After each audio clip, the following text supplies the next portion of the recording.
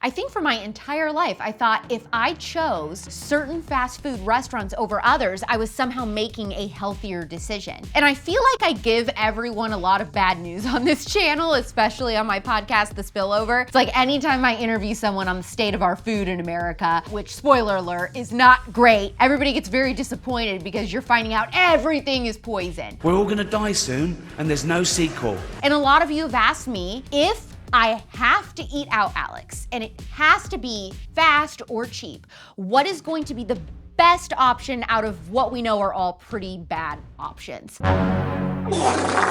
So I accepted the challenge. I looked closer into some of these restaurants that spend a lot on marketing to appear healthier, and I've got good and bad news. You're really gonna be on the edge of your booth.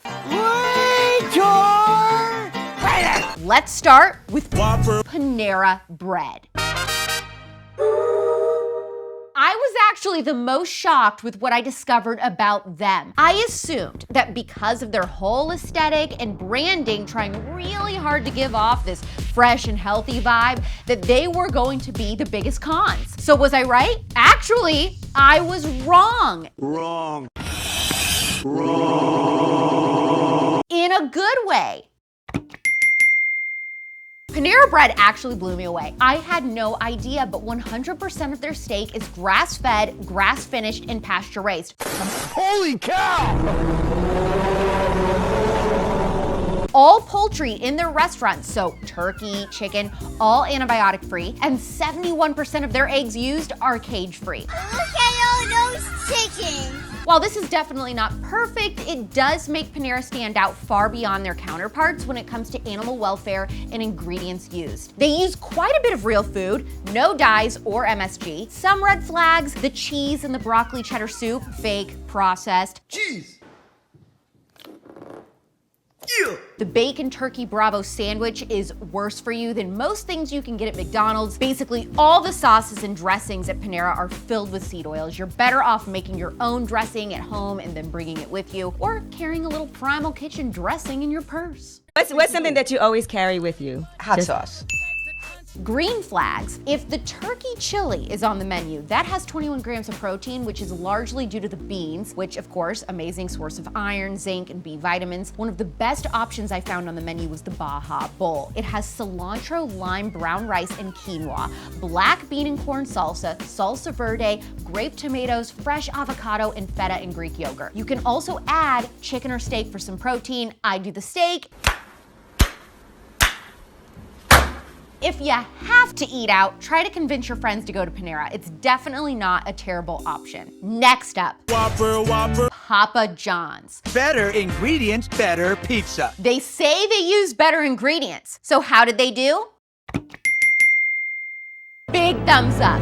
Thumbs up! So I'm gonna compare Papa John's to all the other popular fast food pizza places. Obviously, the healthiest place to get pizza is going to be making it from scratch at home with all organic ingredients and no seed oils, but we'll play as if we absolutely had to order delivery gun to our heads.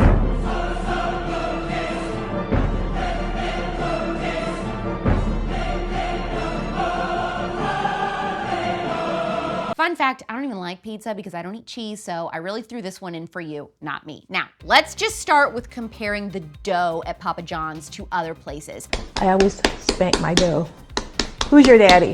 If we really want to go with the best option, you have to order the original crust. All the other crust options at Papa John's have a bunch of creepy sci-fi ingredients. The original crust does have soybean oil, FYI, but it only has 6 ingredients compared to like 50 on the other crusts that have names I can't even pronounce. Cheese-wise, Papa John's also comes out on top. The other guys are using natural flavors in their cheese, which is a huge red flag. Always avoid natural flavors because that means there could be up to 100 mystery chemicals added to trick your brain into eating more. The meat is GMO at Papa John's, factory farmed yucco, but the best options I would say from them are gonna be the sausage or the beef. Those don't look like they have any filler ingredients. If you look at the bacon, if you look at the pepperoni or even the chicken, you get all sorts of weird stuff there. Definitely not healthy, but they are telling the truth when they say that technically, for the most part, they are using better ingredients, at least compared to their main competition. How about Subway? Subway,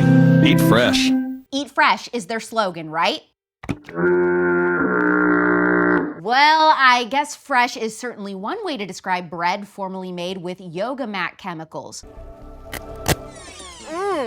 Vanny Hart, an activist blogger known as the Food Babe, famously called out the sandwich chain in the mid-2000s for using an FDA-approved ingredient in their bread that was also commonly found in shoe soles and yoga mats. As per usual, it was an ingredient banned everywhere except, you guessed it, America. Despite this, the American Heart Association endorsed tons of items on Subway's menu. Even former First Lady Michelle Obama encouraged parents to feed their kids Subway sandwiches as a healthier alternative to other fast food places. The Food Babe created a petition that garnered over 50,000 signatures, and Subway listened. They pledged to remove it. What's crazy is they weren't the only ones using this ingredient. McDonald's, Chick-fil-A, Wendy's, White Castle, and Jack in the Box all use this same chemical in their breads. Since the Food Babe drew attention to it, they've all gotten rid of it entirely. Now, I didn't realize this, but Subway is actually the largest restaurant chain in the world. That means they have a lot of customers consuming their products. Be careful though,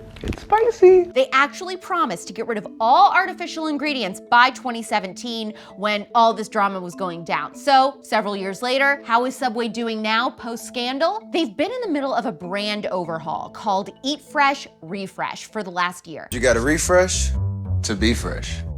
Hey, how y'all doing today? And these include premium Italian deli meat, steak, fresh mozzarella, rotisserie chicken, avocado, and several new condiments, as well as new and improved artisan breads, now baked at each location. While the breads are loaded with seed oils, there does seem to be a significant improvement. But when I looked at the chicken, I was disappointed, to put it lightly. Depression? Isn't that just a fancy word for feeling bummed out? Dwight, you ignorant slut! It is filled with preservatives like maltodextrin and dextrose, which is an artificial sweetener and natural flavors. The rest of the meat absolutely grossed me out. The pepperoni has corn syrup in it, the turkey wasn't any better, and even the banana peppers seem to be grown in a lab or something. They're made out of preservatives and serious gut-impacting ingredients like polysorbate 80, which can lead to weight gain, inflammation, and digestive problems. The pickles? Oh. I could not find anything that I would order on this alleged new and improved menu. I am sorry, Subway, but I am not convinced that you are fresh or refreshed in the slightest. Next, fan favorite of millennials and Gen Z, Chipotle. Do they get the Alex stamp of approval? Yes. Oh my God, I love Chipotle. Chipotle is my life. I think you'll be very excited to know that Chipotle is probably the healthiest fast food option on the market. They use 53 ingredients in all their food. They're names that you know and names that you can pronounce. They cook all the meat fresh right on the grill. The ingredients are all fresh. They're prepared daily, which already is a step above the majority of fast food options out there. The bad news is everything is cooked in seed oils, but the gray area is that they're all mostly cooked in sunflower or rice bran oil, which is still not good, but it could be a lot worse. Rice bran oil and sunflower oil are at least GMO-free seed oils, which is not the case for things like soybean or canola oil. In fact, Chipotle is the only national restaurant that has gone fully GMO-free. The only thing that I could find that's not up to par are their tortillas, which do use canola oil. So that's kind of like, well, not technically GMO-free, but you know.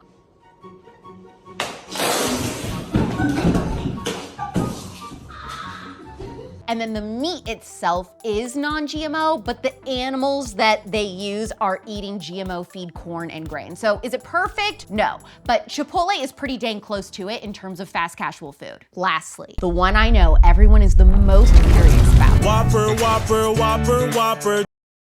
Chick-fil-A.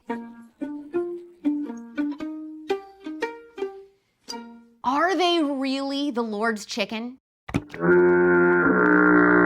Chick-fil-A has nailed it in terms of customer service, clean stores, and a brand that pours into local communities, families, and is just a great place all around to work. I mean, it's basically like a super friendly cult, but with chicken, not Kool-Aid. Don't drink the Kool-Aid, you're better than that. I like Kool-Aid. Yeah, but don't drink this Kool-Aid. Unfortunately, Chick-fil-A has yet to improve their ingredients, and so while the atmosphere gets a big thumbs up in being family friendly, their food does not. Let's look at their iconic chicken sandwich. While they have committed to only using antibiotic-free chicken, that really pales in comparison to the fact that there are 55 ingredients in their chicken sandwich alone, which includes MSG and a slew of other ingredients I can't pronounce that the EWG says are imperative to avoid. My rule of thumb is if I can't pronounce it, I am not eating it. Everything at Chick-fil-A is soaked and fried in soybean oil. The pickles are soaked in dyes like yellow number 5 and blue number 1, and be prepared to throw up. The main ingredient in Silly Putty is used as an anti-foaming agent in their cooking oil. Several ingredients found in Chick-fil-A are banned in other countries, and Chick-fil-A's fan favorite mac and cheese is made with pasteurized processed cheese spread, which is like that spray can cheese. Gross! Ew. Here's my advice. I would eat there very, very sparingly or not at all. The good news is, I think out of all the restaurant chains in America, Chick-fil-A has the closest relationship with their customers, and they take our concerns seriously. What the? I was trying to catch you to tell you I heard you say thank you before you pulled off. And I didn't get a chance to say my pleasure. So my pleasure, ma'am. My pleasure.